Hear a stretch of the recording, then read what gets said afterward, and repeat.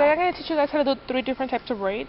So the first one is going to be the fishtail. What you're going to do is you're going to separate the hair into different parts. So you have to make sure they're like equal. So it's because you don't want to have more hair on one side and less on the other. You have to make sure they're equal, nice and equal. So the first is that you have to grab a very small amount of hair from the side. You have to make sure it's like very, very small, like this small. And it also depends on the amount of hair that you have. So it's like if you have less hair than this, you want an even smaller amount. So then you're going to cross it over to this side. It's going to be part of this side now. And you're going to do the same thing with the other side. Very small amount of hair to this side. You're just going to continue doing the same thing. Very small amount of hair this side. Very small amount of hair this way. I'm just going to continue doing the same thing. I'm going to grab the small amounts of hair on the sides and put them in. Small amounts of... Oh my gosh, she has very thick hair. Very, very thick hair. Beautiful though. It works the same way if you have it like shorter or something. You can also work to just have smaller braid. But you also have to have a very small amount of hair. I'm just going to keep on going.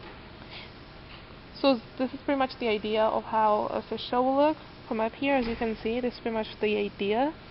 We're not going to finish doing it completely because that's just pretty much how it's all going to look.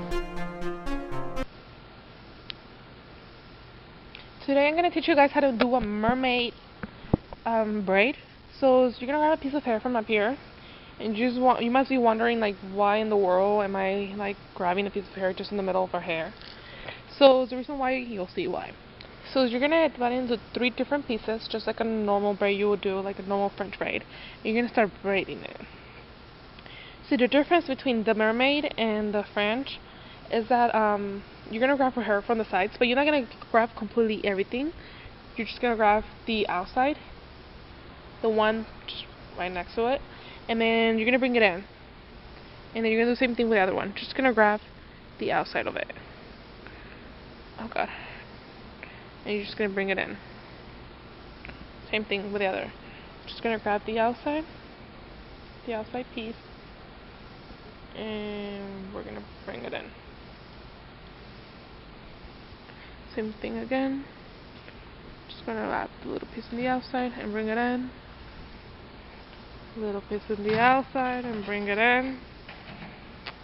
And just gonna continue doing the same thing. And what's like so you might be wondering what's so special about this type of braid.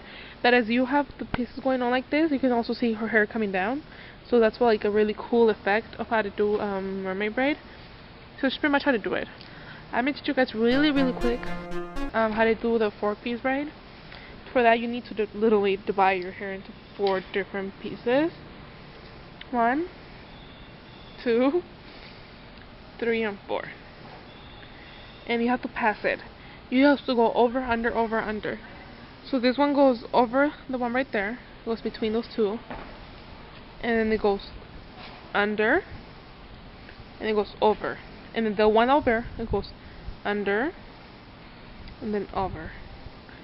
Over. Under. Over. Under.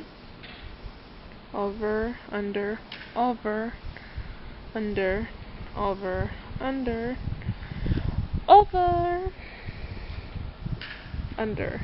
So you know this one looks kind of messy, but the fact is for you to see, like, you can see the braid going on under, but you can also see the like nice little touches. And if you're like going out or somewhere, you can always put like little piece of jewelry right there, like those little clips that they sell. So yeah, that's how you do the 4-piece braid. The Sad Rabbit. Once there was a rabbit that was very sad because his ears were so long and narrow that he stepped on them all the time. One day, a fairy landed on the bunny's head, and she lifted the bunny's ears and crossed them over like an X. Then she pulled one ear through the bottom of the X and pulled. Next, she made each long ear into a loop and made another X like before. She pulled the ear under the X and pulled again. From then on, the bunny remembered how to tie his ears into a bow, and he lived happily ever after. Alright. Crisscross tying shoes. Crisscross and go under the bridge. Then you got it and pull it tight. Make a loop and keep a long tail. That's how you do it right. Then you take the other string and wrap it around the loop. Pull through the hole. Now you got the scoop. Crisscross and go under the bridge. This is where you tie the loops together. Now you made a double knot.